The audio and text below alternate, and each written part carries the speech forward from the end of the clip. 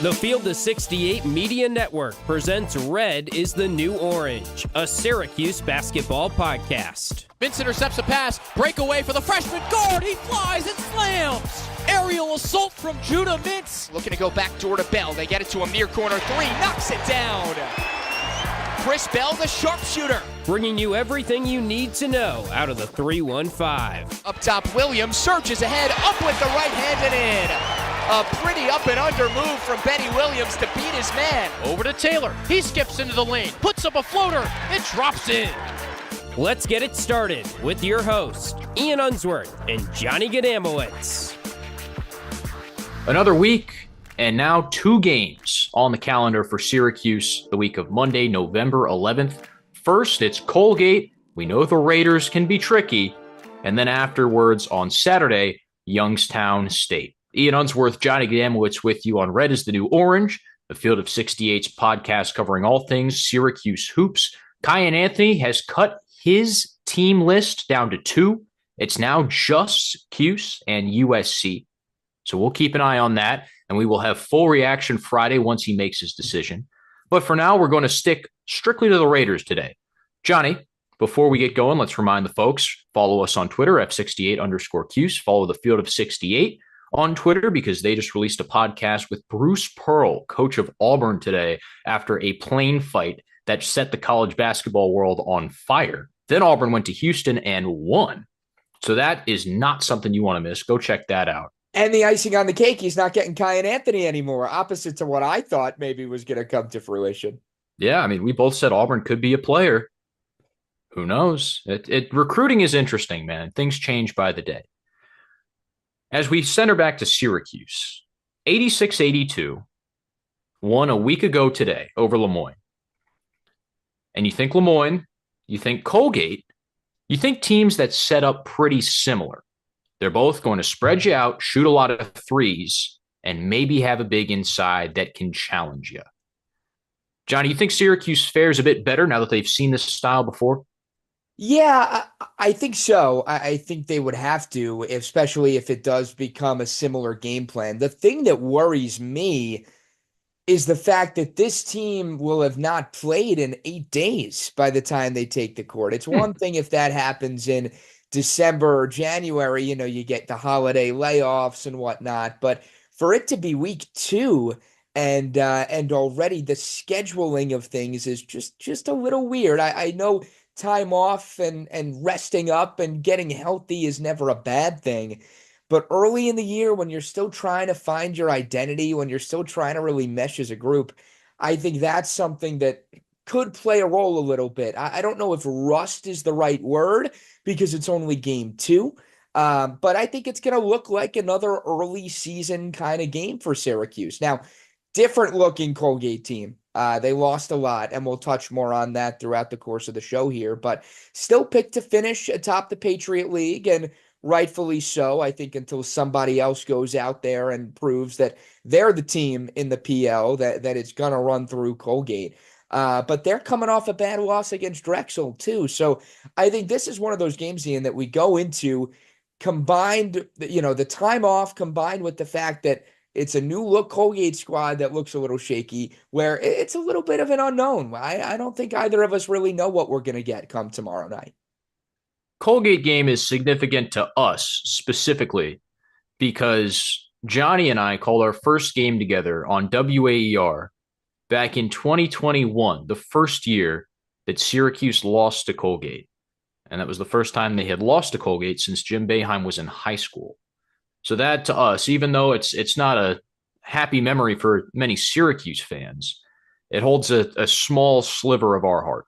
So you always regard Colgate with a bit of fear, knowing that the Raiders beat you back-to-back years in a row. Once is a random occurrence, twice is a bit of a problem. Almost happened 3 times last year. Let's make that very clear. That game was in Colgate's hands until the Orange got hot down the stretch. But as you said, Johnny, this Colgate team looks different. Braden Smith, Patriot League Player of the Year, and the Raiders point guard, is gone. Off to Gonzaga. He hasn't played a minute there, which is kind of surprising, but, I mean, Gonzaga whooped on Baylor. They're not exactly going to play world beaters for the rest of the way. So maybe he's injured. Maybe he doesn't even fit in the rotation. Who knows? That's what you get with the portal. Other names you probably might recognize from the Colgate side of things. Tucker Richardson is gone, former Patriot League Player of the Year. Ryan Moffitt, who whooped on the Orange a couple years back, he's gone.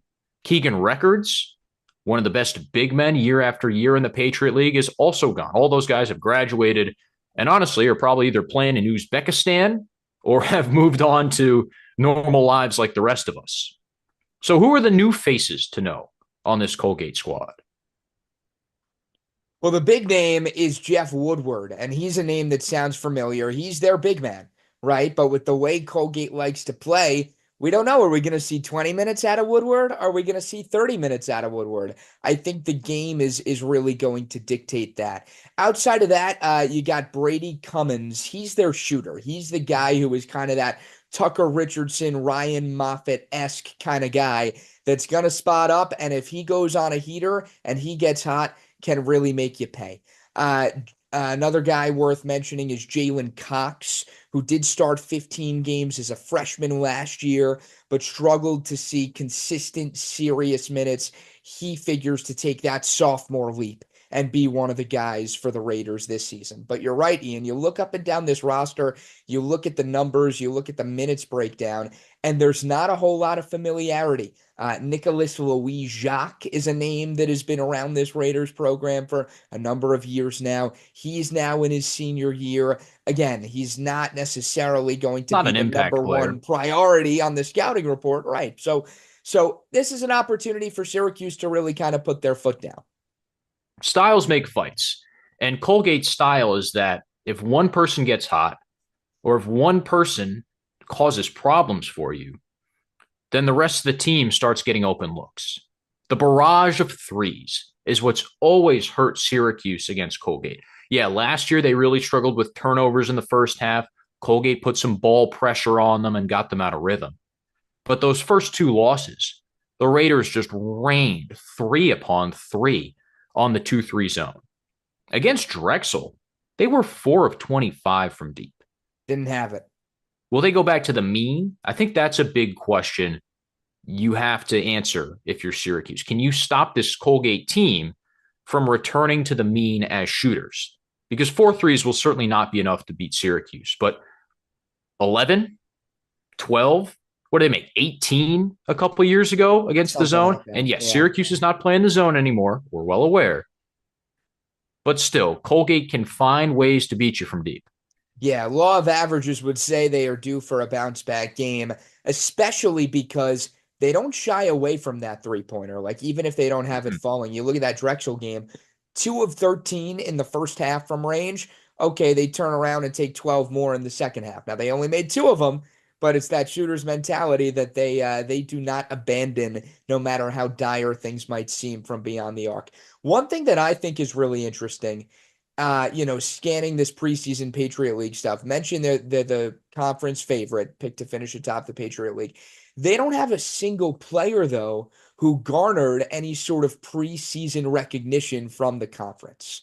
So maybe something fishy is going on a little bit. Maybe the Drexel game is really kind of indicative of a Colgate program that might just be due for a down year, right? They had a good thing going. They had classes, sort of rise together and grow together. We know Matt Lengel is going to get after it from a recruiting standpoint. He's done very well in that regard, but for whatever reason, they're kind of in that weird in-between phase right now where a couple of the older guys aren't impact players and the younger guys haven't quite gotten to the level they need to yet. So again, you look at this on paper, I lean Syracuse bounce-back game, but again, those 8 days off, Ian, do scare me a little bit. Matt Lengel has won 20 or more games in 5 straight years, and not counting the COVID year in which his team went 14-2, only playing conference opponents. That's very impressive. It's remarkable, yeah.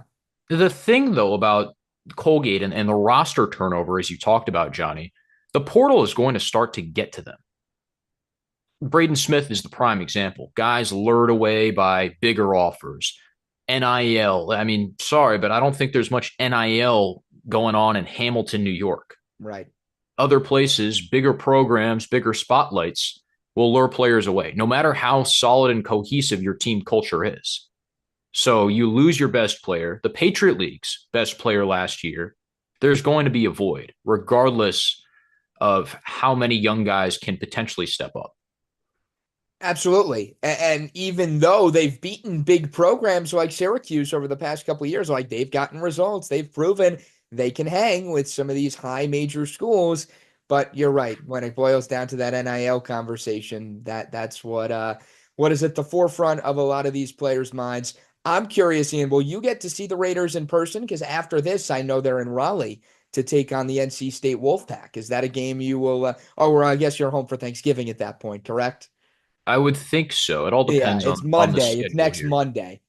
Yeah, next Monday I will be preparing for Siena and Xavier on the Yes. radio, and then we will be driving to Cincinnati. So that's the whirlwind of the next couple weeks coming here. But let's focus on the Syracuse side now, because I think we've squeezed all of the orange out of the Colgate, out of the juice out of the Colgate orange. On the Syracuse side, there are players we were impressed with from game one. There are players that disappointed in game one. So here's my question, Johnny. Do you think we get another Jair Davis explosion? Is that something that can be consistent? Or will he take a back seat to a more aggressive JJ Starling? Or a Chris Bell that sees more touches? Or a Donnie Freeman that settles into game two in the Dome? What happens? Do the Orange go back to Davis? Yeah, I don't think there's any reason not to ride the hot hand. Obviously, Red Autry is going to have faith in his guys, but I think with what Davis showed you in game number one, and if I remember correctly, even that second exhibition game where it was one of the two exhibition games, I believe it was the second, where Davis had another really strong performance. So maybe his role is going to be a little bigger than we initially thought, Ian. I'm interested to see, do we get a bounce back from Jaquan Carlos? Do we get Eddie Lampkin staying out of foul trouble? That could dictate the Davis situation too, right? Part of the Especially reason with Woodward on is the other side. Woodward is right, taller and he's very physical. right. But against a smaller big like Davis, could he present some problems with stretching him out? Absolutely. So I think the biggest determining factor to answer your question sort of resides in what you get out of Eddie Lampkin. And unfortunately for Davis, I think that's going to be the case for a lot of this year, just based on how that depth chart kind of seems to be constructed. But if you're shying away from a guy who went 7-9 from the floor last game and held his own defensively and got to the free throw line 11 times, you're doing something wrong. So does he crack the starting five? Probably not. But does he see some meaningful minutes? Yeah, I think he does. And it's easy to tell that Syracuse's offense looks very different when Lampkin's on the floor Oh as to yeah. when Davis is on the floor. Heard the phrase booty ball go around college basketball, where you post up a smaller, more agile guard. Syracuse played a little booty ball with Jair Davis, let him go to work on a post player that wasn't as strong or wasn't as imposing of the Lemoyne Irk, and then he went at him. On the Lampkin side of things, when Eddie gets in, there are a bit more pick and roll actions. There's a lot of dribble handoffs. Lampkin's not necessarily looking to post up 24/7 and then create out of there. So the Cuse offense definitely has ebbs and flows based on which bigs are in the floor. Especially, and one more thing to just add to that conversation, I don't know if we brought this up last podcast or not. I don't believe we did. Eddie Lampkin did not have a single defensive rebound in the Yeah. 19 minutes that he played. All three of his boards were on the offensive end. Okay, that's great. Three offensive boards is awesome. But if Eddie Lampkin is not getting after it on the glass defensively, I'm not sure how much value. And now, obviously, he's gonna maybe stretch the floor a little bit, but even And he still, might he might have been still dealing with that back injury, which will yeah, make it tough to jump. yes. But as it relates back to the Davis conversation, if Eddie Lampkin's giving you zero defensive rebounds, I'm not sure what his purpose is, to be quite frank. Well, how about this? At least offensively, he's going to provide you with creation and even a little bit of floor spacing because he hit that 1 3 back in the exhibition season. Yeah, will we So see there's another a all lot year? there's a lot you can do with him offensively, and I Right. think there's value there. And the Syracuse coaching staff sees it too. One other question that we put on the table after the Lemoyne game was the guard rotation. Elijah Moore only played 2 minutes, even though Carlos struggled. We didn't see a whole lot of Lucas Taylor. He had a down game, 1 of 2 and 0 of 3 from 2 and 3 respectively. So 1 of 5 overall, and didn't really seem like a factor. Which guard needs to get going? Because Colgate always has at least one lockdown defender. Yeah, the name I turn to is Taylor, because I think he's the one that you have the most hope in, probably a little bit more so than Elijah Moore, just due to the nature of him being a freshman. I think the minute breakdown against Lemoyne probably indicated that. I'd be stunned if Moore played more than 2 or 3 minutes. Taylor, on the other hand, felt like Red wanted to get him in a groove. It just never really came. 1 of 5 from the floor. So I think if he can give you anything offensively, and again, we spoke preseason about how, look, this backcourt has some real depth. There are opportunities for guys to kind of carve out nice little roles for themselves here. I think Lucas Taylor is probably the prime example of that. Does it take him a little while to get going? Maybe, sure. But if you're asking me, okay, who's the guy that really needs to have a bounce back game? Certainly, there's a case to be made for Jaquan Carlos too. But I really look at Taylor as that guy who, okay, if you want to be that third guard, you got to show me something sooner rather than later. It's weird to say Taylor and think of Lucas and not Justin. Correct. But Lucas certainly provides you a bit more juice. Syracuse is a team against the Dolphins, 4 of 22 from a 3. Again, long rebounds lead to Colgate runouts tomorrow, and things get hairy. But if Taylor makes a couple of those early 3 balls, then if he and Chris Bell get going, Syracuse could run Colgate out of the gym. So there's still a lot to be decided, a lot to be learned about this Syracuse team, and a lot to figure out about Colgate as well. I don't think the Raiders have a good read from anybody just yet. So we'll see what unfolds tomorrow night. Tuesday, November 12th, Syracuse and Colgate get going. And so the game is scheduled to tip at 7 o'clock. It's on ESPN Plus from the JMA Dome. Hope you tune in and catch it. Catch us on Twitter. We'll be jumping out a couple thoughts, just here and there to see what you think, see what we think, because we have thoughts, and we'll share them with you next Friday to react to Colgate. Preview Youngstown Friday's State. Going to be a fun one. Friday is going to be a loaded podcast, and it'll be busy. We don't know what we're going to get, but we will have takes. We will have reactions either way, because for as early a season of a game as this is, I think it's a pretty telling one. Yes, exactly. And Kai and Anthony's decision will be very telling as to the future of Cuse Hoops. So we'll sign off today. Hope you enjoy the game tomorrow night with Johnny